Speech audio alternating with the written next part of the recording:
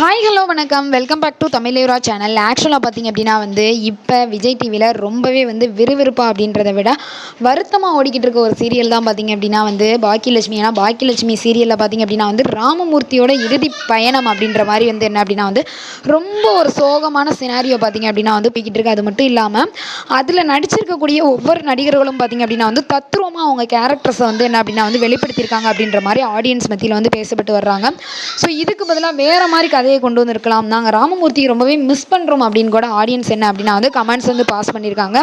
So ராமமூர்த்திட்டே கேட்டலாமே, ஏன் இவரோட அந்த ஒரு கேரக்டர் அந்த சீரியலில் முடிஞ்சிருச்சு அப்படின்ற மாதிரி கொடுத்த இன்டர்வியூவில் என்ன சொல்லியிருந்தாரு அப்படின்னு பார்த்தீங்கன்னா, ஆக்சுவலி அவர் பேர் பார்த்தீங்க அப்படின்னா எஸ்டிபி ரோசரி.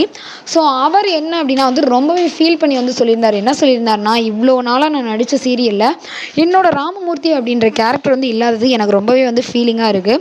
ஸோ ராமமூர்த்தி தான் இறந்துட்டார், நான் உயிரோட தான் இருக்கேன். நான் இன்னொரு சீரியலில் நடிச்சிட்டு இருக்கேன். அதாவது அண்ணா சீரியலில் நடிச்சுக்கிட்டு இருக்கும்போது அந்த ஷூட்டிங் ஸ்பாட்டுக்கு எல்லாருமே ரொம்பவே ஃபீல் பண்ணாங்க. பரவாயில்ல இருக்கட்டும் அப்படின்ற மாதிரி நான் சொல்லிட்டேன்.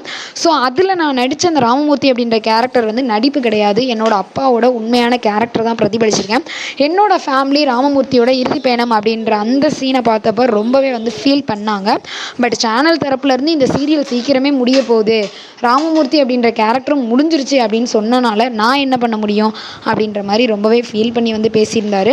ஸோ அது மட்டும் இல்லாமல் பார்த்திங்க அப்படின்னா ராமமூர்த்தி அவரோட பர்சனல் விஷயங்களால் என்ன அப்படின்னா வெளியில் போகலை.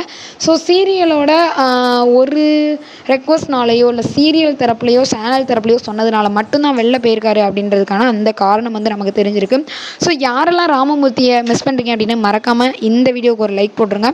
இந்த வீடியோ உங்களுக்கு பிடிச்சிருந்தா லைக் பண்ணுங்கள், ஷேர் பண்ணுங்கள், கமெண்ட் பண்ணுங்கள். அப்படியே நம்ம சேனலை சப்ஸ்கிரைப் பண்ணிடுங்க. ஓகே, பாய். உங்களிடம் விடைபெறுவது உங்கள் கனகராஜ்.